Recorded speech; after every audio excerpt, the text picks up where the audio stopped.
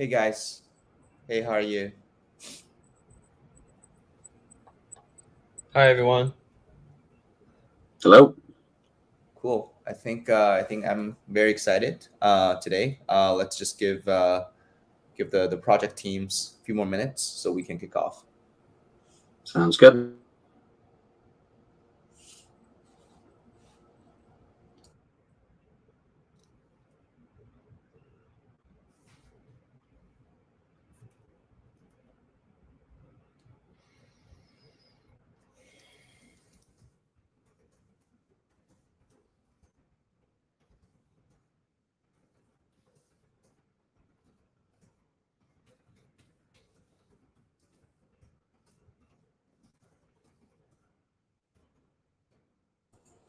Cool. Perfect. I think it's about the time. Let's kick off. Great. Thank you guys for taking the time out, Harry and David. So today we are going to host a fireside chat about how to sort of build the best product, path to a good product for MVB 5. Today with me we have David from Chainlink Labs, who's leading the corporate dev division of Chainlink, and then we have Harry, who is the co-founder of Project Galaxy. Welcome, guys. Hi everyone. Thanks for having me. Perfect. So I think before we dive in, would you guys like to give just a quick intro about your background?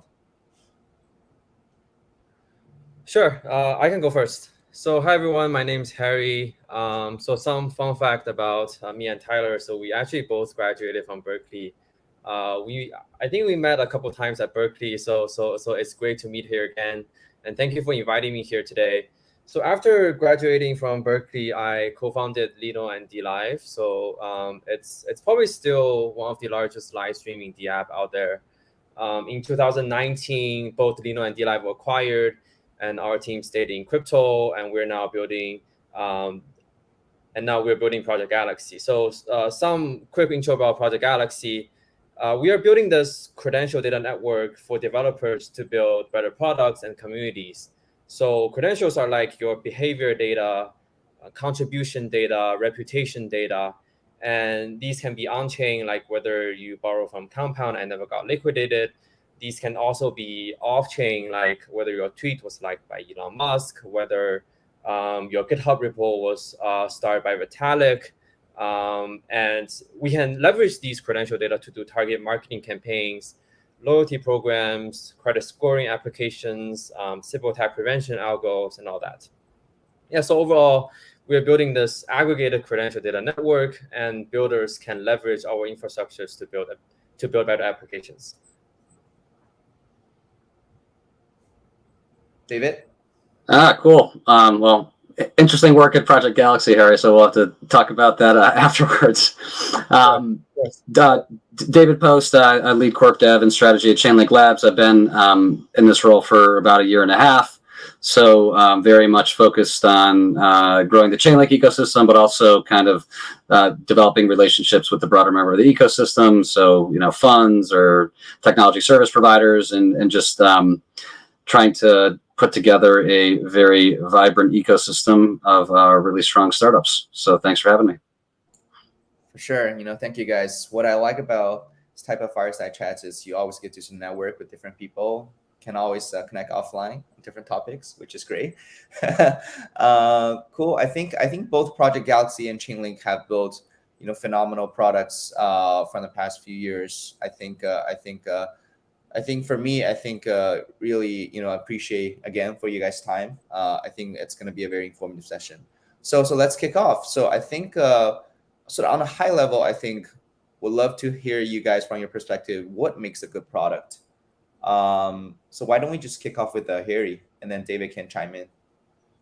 Yeah. So to put it on a very simple term, I think a good product solves a problem for the user, right? So it can be whether it's to increase productivity, saves time, create happiness, create connections. So for example, in the BNB Chain case, right? So it helps users to pay less gas fee, faster transactions, and it also empowers builders like us to build scalable products while preserving the nature of composability, and decentralized nature of a blockchain. And for example, Chainlink, right? You're providing accurate price feeds in real time from off-chain to on-chain, and you're also providing these, I think, real random numbers on-chain, right? That's very hard to do on-chain. So these products are solving real problems.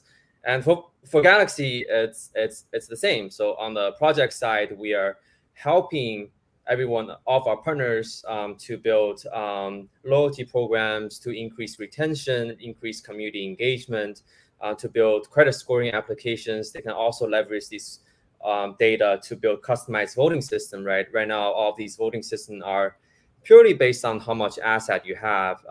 It's not wrong, but imagine if you can also take into account the ability that you can contribute or your contribution before, right? So that will be really helpful for all the DAOs out there. And obviously other things like civil attack prevention algos. And these are what we can help for the projects. And on the user side, they can come to Galaxy to explore Web3, to get rewarded. And they can also get recognized within the community with all of these NFT badges or SBT, soulbound tokens. Yeah, so to put it very simply, a good product basically solves a good problem for a large amount of users. I think that's a very good, good description of what makes a strong product. So, as opposed to repeating myself, so because I agreed with most of what you said, let me add another wrinkle to it. I think it's building a product that people want, and then also having a high degree of customer centricity, so that they can get the most value out of that product. So, one of the things I really appreciate about Chainlink Labs is that it's a very, very customer centric organization. Response times are really fast. If there's any questions about the product, that happens really fast. So I think that it's to get a good product, you have to hit the mark. You have to hit the right mark within the market in terms of what people actually need and what creates value. And then you have to have the internal organizational structures and processes in place to ensure that your users can get the most value out of those products. For sure. Yeah, thank you guys. That's super helpful. I think both sort of Galaxy being sort of the first ever sort of on-chain credential, and also Chainlink being one of the largest Oracle solution providers. I think you guys are definitely the top performing players, protocols in the industry. I think for us, this session or this season of MVB 5, it's basically called Uncharted Territory, which I think emphasize a lot on innovations. So I think you also mentioned that good product is something that user likes. So I think it'd be great if you guys can share some strategies or your thoughts around how do you sort of define an innovative product, and what are some of the good strategies that can lead to a great product innovation. So we'll start with David this time. Sure. I think that I think there's a tendency in our space that projects will build out something very narrow. So I feel like the product design in our space is overly narrow. I think in the Web 2 world, it can be overly expansive. So I think that what's really important here is if you're working on a DeFi primitive, for example, from a product perspective, think about adjacent functionality you can really bundle in.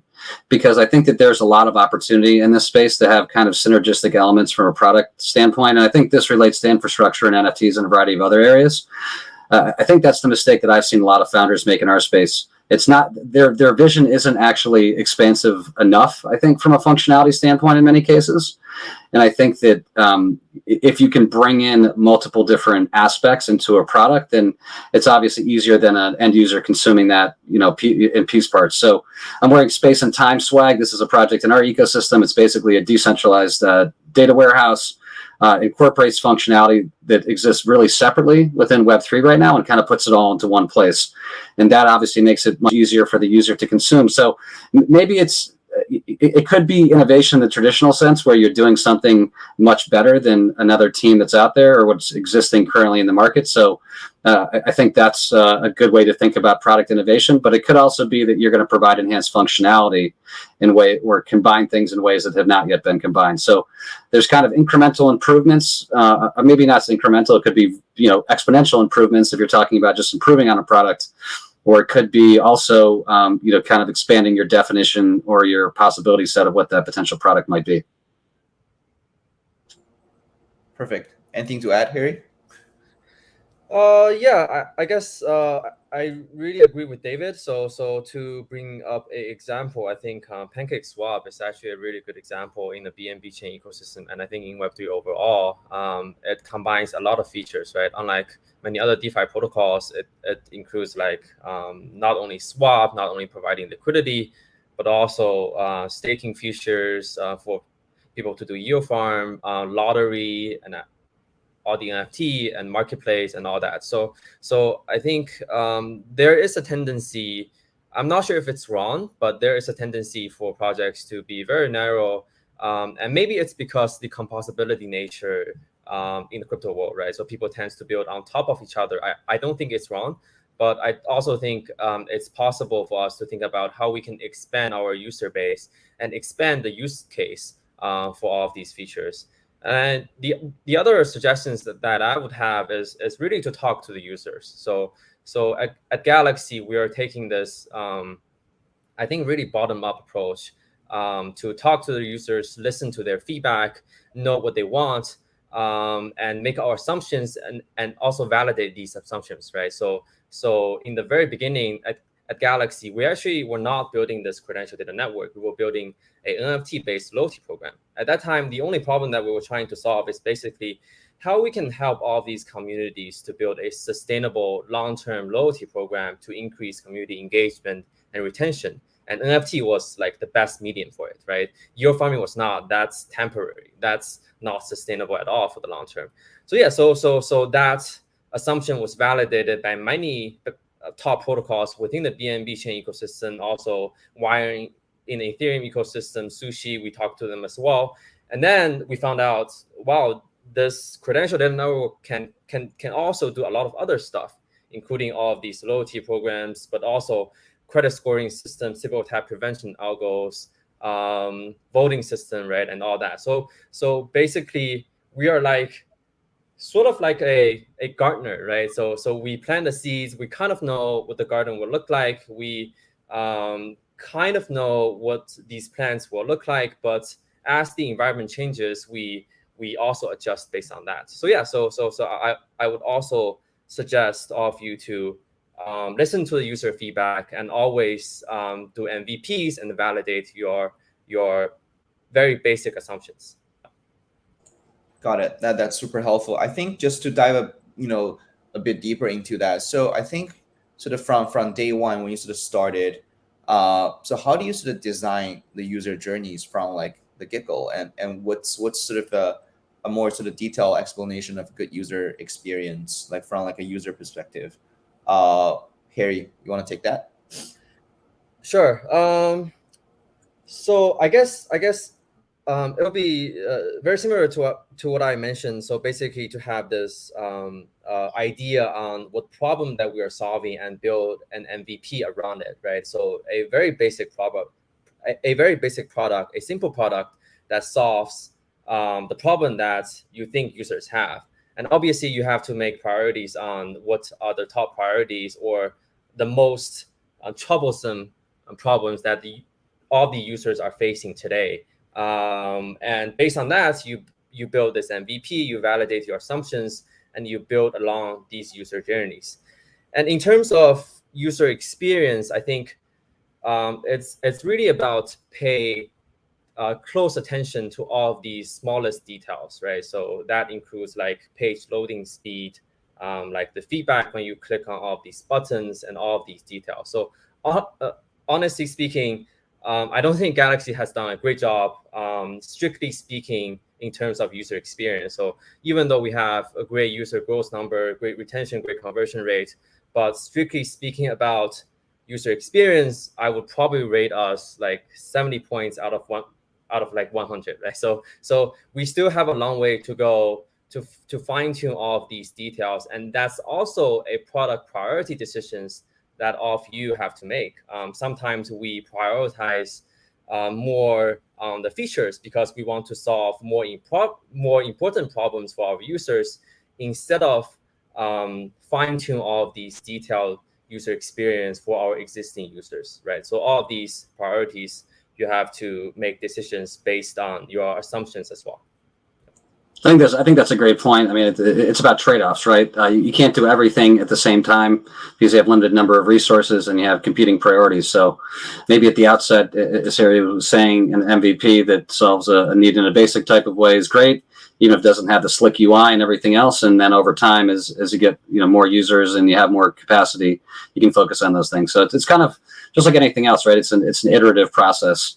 And the first thing, as I think Harry correctly identified, is you got to be solving a problem that matters to your users. That's right. That will lie some details, for sure. So David, I guess next question is, I think for our project teams to understand. So what are during sort of the whole journey of Chainlink, all the way from development, operations, to today, what are some of the biggest challenges you had, and what are some of the sort of learnings and takeaways? I think, as opposed to challenges, I think it's probably better to focus on kind of what capabilities I think have been required. So I came on a year and a half ago and we were 100 people. Now we're 500 people. So the challenges that I've seen have been challenges of scaling as opposed to challenges of establishment. So I'll talk through a couple of those, and hopefully the folks in the cohort here will be able to experience that one day as well. It's been a lot of fun and very interesting watching a company going through this type of a transition in the life cycle. But I think, listen, if you go back even where it predates me, the first thing is can you find product market fit in a way that other companies can't? So when Chainlink launched, there was a lot of Oracle competitors, most of which are not still functioning today. And I think that the way that Chainlink was able to effectively differentiate itself from the rest of the crowded field at that point was by doing a couple of things. One, as I told you, was a relentless focus on the customer. Everything within Chainlink Labs is about focusing on users and focusing on customers. And I think that, people don't have a lot of time, especially other startups, if you're trying to sell with them. So people appreciate a partner. They appreciate someone they can work with who's in the trenches with them and operates at the speed that most entrepreneurs have to run at, which is really fast.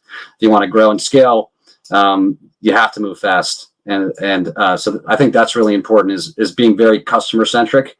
I think it's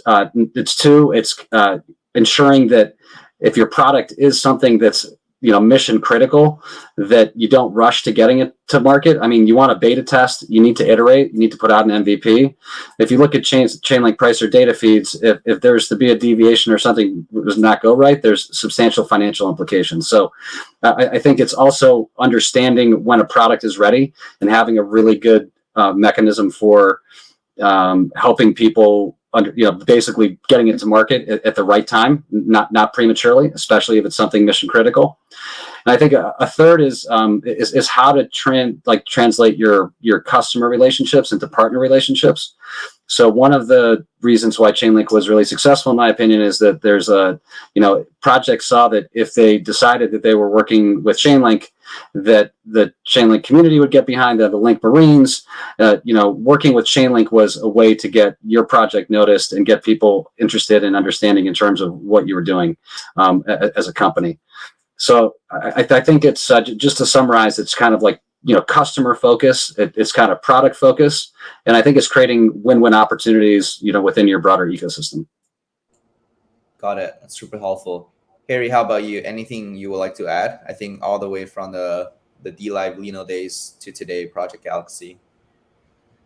Yeah, so I really agree with most that David mentioned. So it's also been really helpful for Galaxy since day one. That us being a very user-centric company, right? So at the very early days, we actually helped a lot of our partners to build a very customized solutions for their needs. So it's basically talking to them, learning about their problem, learning about their needs, and building specifically for them instead of for like our own imaginations, right? So that's very important, and being there to support them on a 24/7 basis, right? So that's also very important for us to stand out of all of these protocols.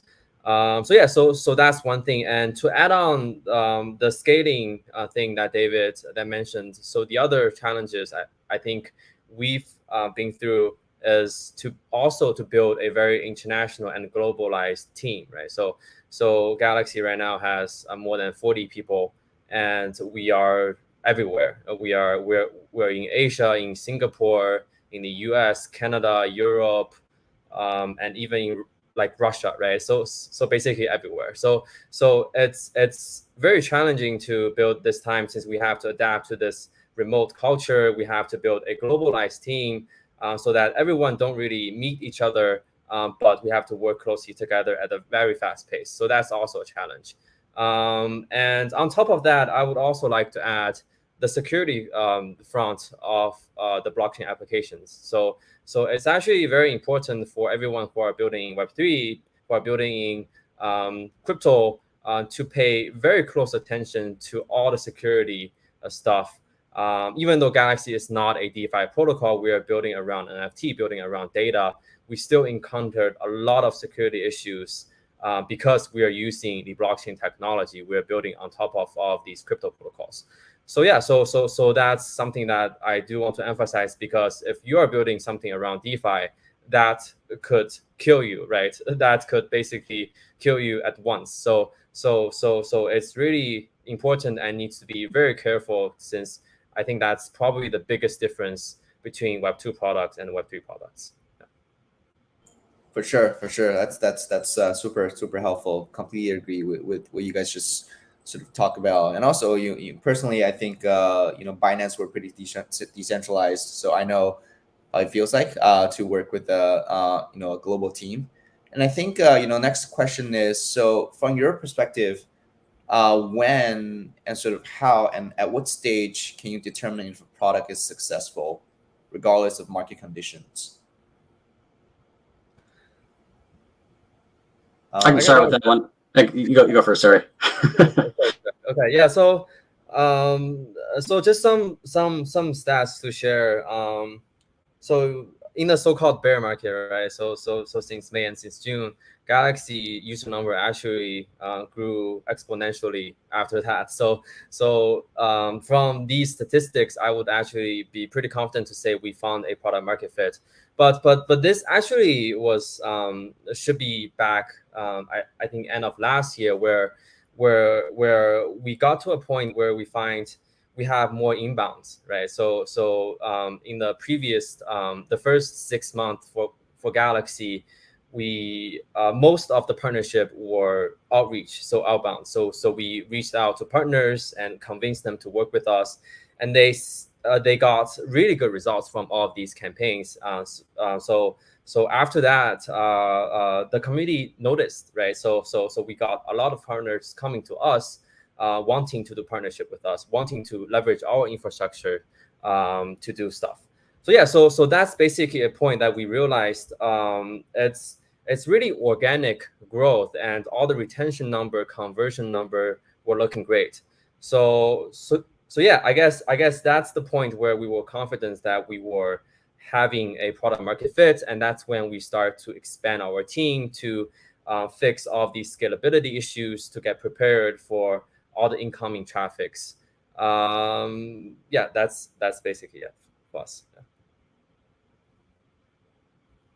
I think that what's interesting now is that there's I'll focus more on, as opposed to consumer facing DeFi, to more B2B type applications or projects, because I think that in the last year or maybe year and a half that there's finally a B2B. But what I think is interesting is that most crypto native projects, like obviously they prefer to do business with also crypto native projects. So it's not like you're going to a large enterprise and you have to provide detailed statistics about cost savings and go through a very lengthy procurement process.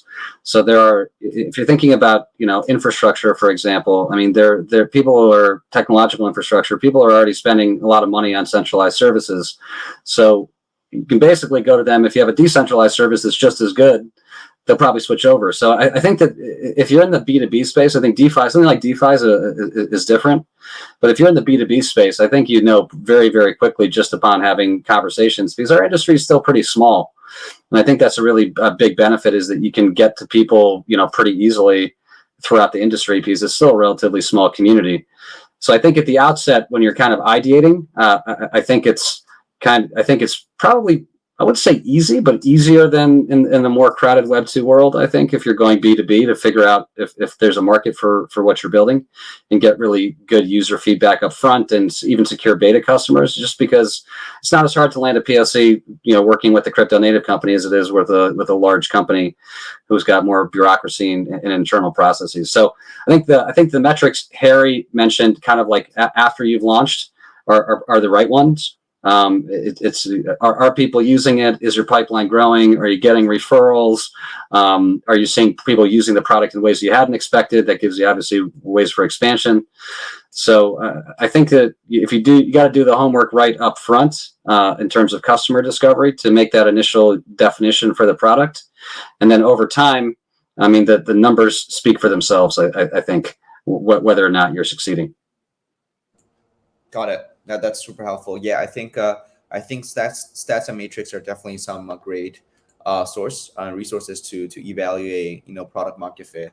I think now we're just gonna move quickly to sort of the second half of the session, where we collected about like 4 to 5 questions for each of the speakers, David and Harry, separately. So I think I'm just gonna go through some of the list sort of one by one. So I'll start with the Harry. So we got a question from Nick G Network, which is part of our MVB program.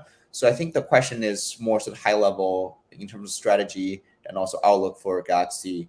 So question is, where do you see the most immediate adoption of on-chain credentials, and what are the future use cases? What are the main hurdles to mainstream adoption of on-chain credentials? I think you're breaking up a little bit. I'm not sure if it's my internet connection, but you said. Let me just repeat the question. That work? Okay. Sure. Is it better now? I think it's a little bit better. Yeah. I can hear you. I think it's your connection, Harry. Like, okay, I can hear you fine. Okay, cool. Yeah. Let me just repeat the question. So the question is, so for Harry, for Galaxy, where do you see the most immediate adoption of on-chain credentials, and what are the future use cases? What are the main hurdles to mainstream adoption of on-chain credentials? Okay, so the immediate adoption or the immediate use case are the NFT loyalty program and targeted marketing campaigns, right? So basically, we collect right now we collect all of these data from on-chain and off-chain sources, and projects can leverage these data to incentivize user engagement. So for example, if you want to build a loyalty program for a DeFi protocol, you can issue out an NFT or a SBT token. So basically a non-transferable NFT to your user based on the milestone that they achieve within your product. So it can be swap $10, provide liquidity, stake tokens, and all of these badges also represents their status within the community, right? So it's a great way for the users to get something that's represents their status, represents their OG, represents their degen within the community, and it also helps you to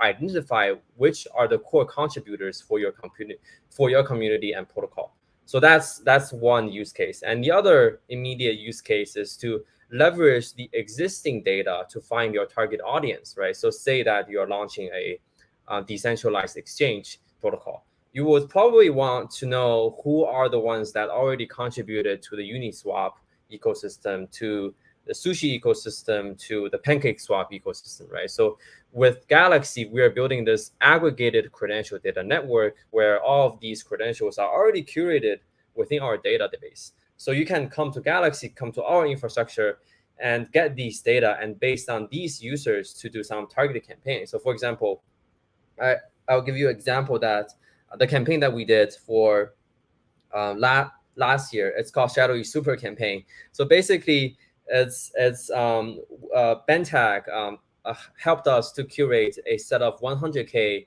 Ethereum devs who deployed contracts on Ethereum mainnets. So these are like the core contributors or the core targeted user for many infrastructure partners, right? Including like Alchemy, including Polygon, Tenderly, and all that. So basically, they came to us. They want to do this campaign to reward these users specifically some special rewards. Things like 1 month free subscriptions, things like Polygon transaction fee rebate, a Gitcoin special airdrop. So this was a great targeted marketing campaign for them. So you can also leverage these data to attract new users, to bootstrap your initial community. And for the future use cases, I think there are many. So the one that I mentioned is customized voting system for your DAO, right? So there are already a couple communities leveraging the Galaxy credentials or the NFTs that's minted on Galaxy to do voting systems, right? So they don't want to do voting system purely based on how much asset they have. So they design a customized voting power structure based on credentials, based on your contributions, based on your abilities. Some other use cases can be credit scoring, Sybil tap prevention. So we see tons of projects encounter this problem of bots spamming their protocol, trying to get all these airdrop, farming airdrop, and doing all of these things. So one of the use case for these credentials is for you to better identify who are real users based on their on-chain and off-chain activities, like whether these users have solid activities on Twitter, they verify their Twitter account, Discord account, whether this user participated in your Discord AMA all the time.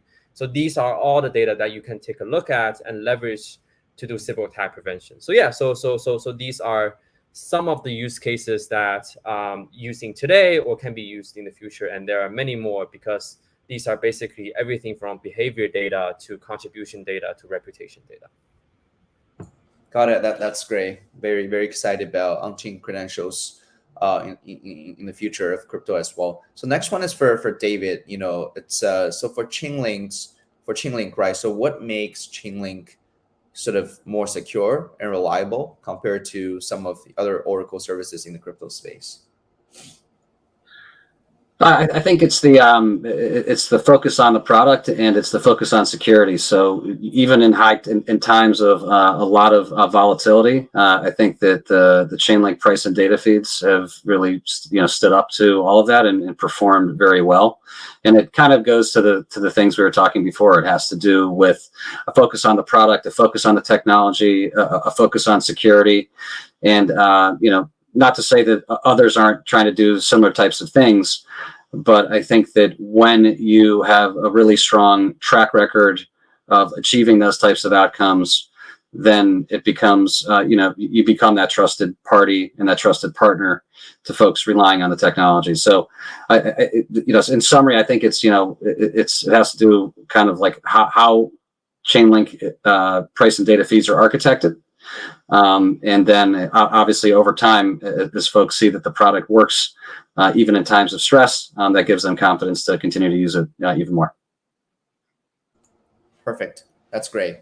And the next one, again, for Harry, this is actually a very interesting one. So this is from MEP, who is a cross-chain sort of infrastructure, from our season of MVB. So very interesting question. So basically, at the very beginning of your business, your journey, especially when you sort of only had a limited number of platforms, how did you get the very first user to use your DID? To use our DID or your credentials? Okay. Yeah. So at the very beginning, we were not really building credentials. We were basically trying to help all of these projects to increase engagement and retention, right? So we built all of these features around NFTs for you to increase engagement. So for example, we built this mystery box feature so that based on your on-chain behavior, you can draw randomly from this mystery box. So this is basically a gamified way for you to boost engagement within your protocol.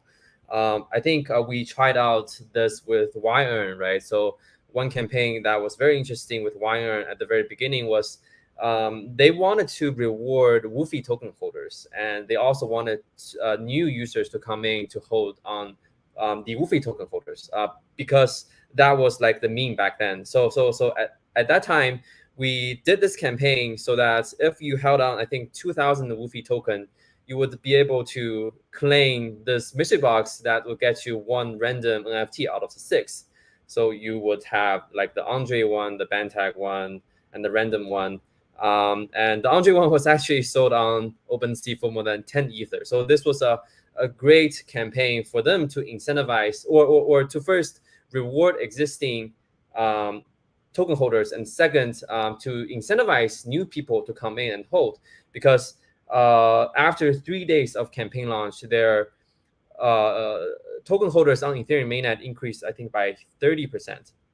So this was a great way for them to increase engagement and retention, right? So that was really interesting, and that solved one of their problems. And yeah, so that basically demonstrated how that infrastructure can be a great tool for many projects to increase engagement, to manage their community. So that then expand into many other features that we can build around credentials, because the more campaigns we have, the more data that we collected, the more we realize these data are really valuable and they can do many other stuff. And then we expand this use case and build more towards a credential data network, and build more towards more tools for others to come in and leverage these credentials. Got it. That makes a lot of sense. And the next one, also for MVP, this is for David specifically. So for sort of data feeds, which have a sort of very high input rate, how do you balance the performance of the Oracle and sort of the security of the system? Yeah, once again, it has to do with how it's architected. So you have on each individual feed, you have multiple nodes, and those nodes select different data providers. So there's a lot of redundancy just built into the architecture. So basically how it works is the nodes aggregate all the various feeds. I think that there's 10 to 12 of them on most of the high usage feeds. They come to, kind of like an average price. And then the nodes all have to agree on what the average price is before it gets calculated and put on chain. So I think it's just it's an architecture that makes sense, that provides a lot of redundancy, because you have multiple nodes and you also have multiple different data feeds within each of those nodes. Got it, for sure. Yeah, it makes a lot of sense. And then next one for Harry. So it's from a Antimatter DAO. I guess it sort of goes back to sort of your I think previously you sort of share how you start to sort of collect feedback from the community. I guess specifically, at what stage of product development did you start involving the community opinions and feedback, and why? What do you recommend? And like from your experience, what's like the best time to start collecting feedback? I would say always collect feedback, but on a different level, I guess. So at the very beginning, we had some basic assumptions. So the assumption is project team or DAOs or communities would need this tool for them to increase engagement, right? So that's our very first assumption. And we talked to a couple, and we researched on whether this was a valid assumption, not by selling our product, but by talking with them, discussing what they need. And we found out this could be a valid thing. And then we built this MVP. We convinced one of partner to like 2 or 3 partners to try out, and then we collect feedback again, right? So what type of features you would need, what's the good user experience that you did on Galaxy, and what's not so good that you experienced on Galaxy, and then we basically improve based on their feedback again. Obviously, we don't always listen to every single feedback. Sometimes you have to make some logical assumptions and some logical guesses and some risk-taking stuff that you have to do, because sometimes users simply don't really know what they want. But I would say this is a pretty tricky balance, and I would always gather more feedback, especially during the early days, and then later on we would have more data, right? So user feedback or user surveys are hard in a way that sometimes they are kind of biased, but data numbers don't really lie. Like what type of conversion you have, which funnels that you're experiencing that are having the most dropouts, right? So all of these data don't lie. So later on, we can rely more on all of these data points that we collect instead of talking to our partners. But I would say always listen to feedback, especially during the early days. Yeah. For sure. That makes a lot of sense. And then just to dive a bit deeper. So in that process, are there any type of tools that you use to communicate with the users and collect feedback?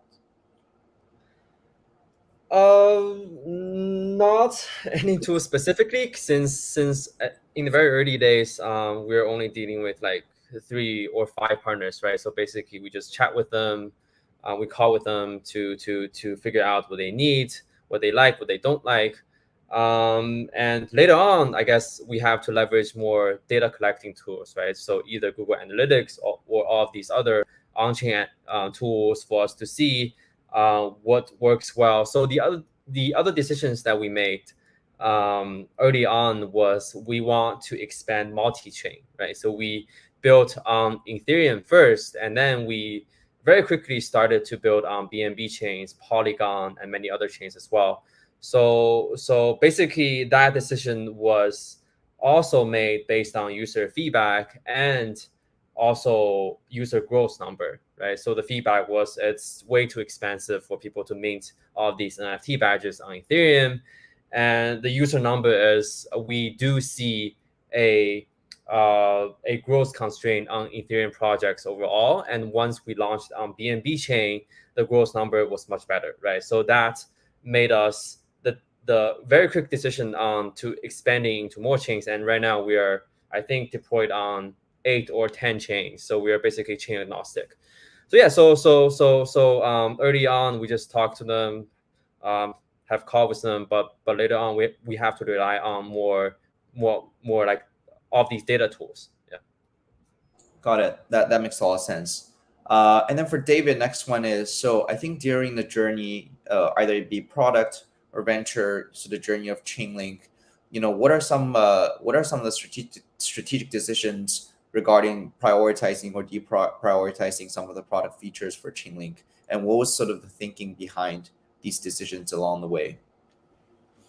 Well, I think that Chainlink Labs started off really focused on, the first product was the price and data feeds, and I think that this was a case where we talked before how you want to be kind of like expansive in terms of how you think about a product. This was an area where it was good to be very specific.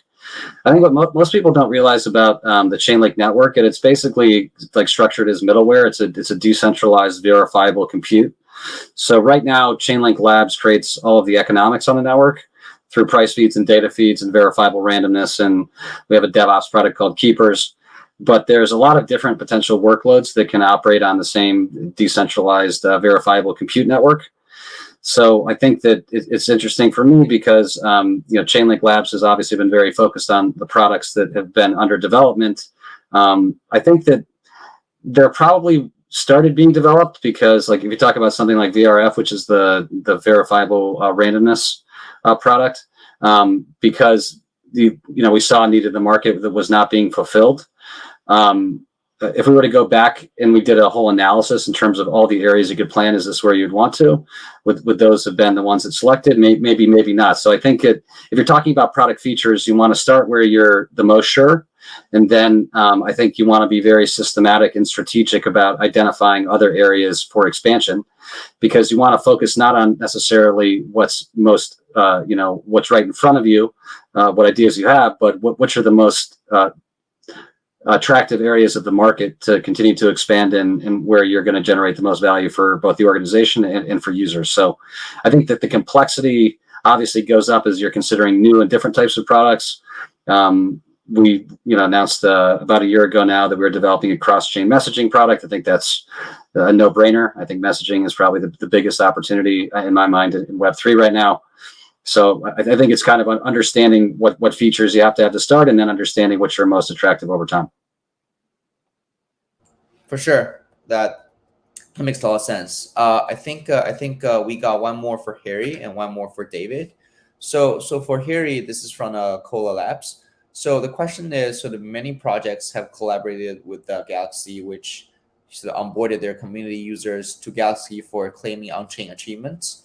However, what is the strategy for Galaxy to convert these users into your own community? That's a great question. So yeah, we have, so basically I think right now we've built this very large community for all of these users to come on Galaxy to explore everything that they can do in Web3, right? So I think our Galaxy ID users just exceeded 3 million, and we have many of them are coming to Galaxy on a daily basis to explore what they can do within the Web3 world. So Galaxy is basically like this entry point for them to learn about new projects, to also to explore about many campaign opportunities to get these rewards or get these airdrops, right? So this has been like a habit for our users, and by having all of these campaigns with many other partners, including Arbitrum, including like Moonbeam that we're working with them recently. So we are basically educating users that you can explore on Galaxy instead of just coming on Galaxy to complete the task that from your own community, right? So we also created a lot of small features around that to help users to explore many different campaigns, not only from your own community, but you can also follow some like projects from other areas, ranging from DeFi to GameFi, to DAOs, to tokenized communities. And we can also we also build all of these bots around Twitter, around Discord, so that users can get these engagement reward based on their off-chain activities across many different communities as well. So basically, yeah, so we are building out this aggregated platform for the partners to launch their campaigns, for the partners to leverage all of these data. And this is also the aggregated platform for the users to experience new stuff, to learn about new things in Web3. Perfect. That's super helpful and super interesting to me as well. And then I think last question for David is from Velvet Capital. So what are the main trade-offs to consider when deciding whether to deploy an upgradable contract or a non-upgradable contract? What is what's considered the best practice for DeFi? This one's a bit out of scope for me, so I've answered all the other ones, but I don't want to give you an answer that's not informed here. So I'm actually gonna pass on this one. But if Harry, if you know this one, feel free to take it. Sorry, what's the question again? So the question is, what are the main trade-offs to consider when deciding whether to deploy an upgradable contract or a non-upgradable contract? What's considered the best practice for DeFi? I would say for DeFi, never deploy an upgradable contract, to be honest. Since, like, personally, so I'm actually not a dev, but I learned about CS in college, so I know a little bit about how blockchain works, how all of these things works. But personally, I think one of the best things that I like about crypto, about Web3, is composability. That's the fact that you can build on top of each other. And one important aspect of that is every part of this foundation, or every part about this building, right, has to be solid. They cannot be changed. So if any of these parts can be changed based on their description, then the whole thing breaks, right? So it's about permissionless co-working, right? So I'm leveraging your protocol based on the assumption that I can use your protocol in a very how do I put this, in a very predictable way, right? So I'm betting on this feature based on some of the features that you built. So it's really hard if every contract is upgradable, then all of these things breaks and it's not really composable anymore. So in my opinion, if it's DeFi, it should be solid hard. All of these foundations should not be changed at all. If you want to deploy a new upgrade, then fine. Then you can deploy a new version like Uniswap. But I don't think it's a good idea for the developers to choose whether they want to upgrade the existing contract simply because many others are dependent on this existing contract. Cool. That makes a lot of sense. Perfect. I think these are sort of all the questions for today. I think before we end the session, any sort of last minute words that you guys want to sort of deliver or to our project teams? I'll start with David then. Thanks for having me. Feel free to reach out if if I can be of any assistance, and keep building and having fun. How about you, Harry? Yes, if you want to leverage our credentials in any way, you can come reach out. You can visit galaxy.eco to check all of these campaigns, all of these credentials. Yeah, it's great to be here. Cool, perfect. We can. This is also a very good marketing channel, I guess. Cool. All right. Thank you guys so much for taking the time out. Really appreciate all the great responses. Thank you again. We'll keep in touch. Thanks a lot. Thanks for having me. Cool. Bye. Take care, guys. Bye.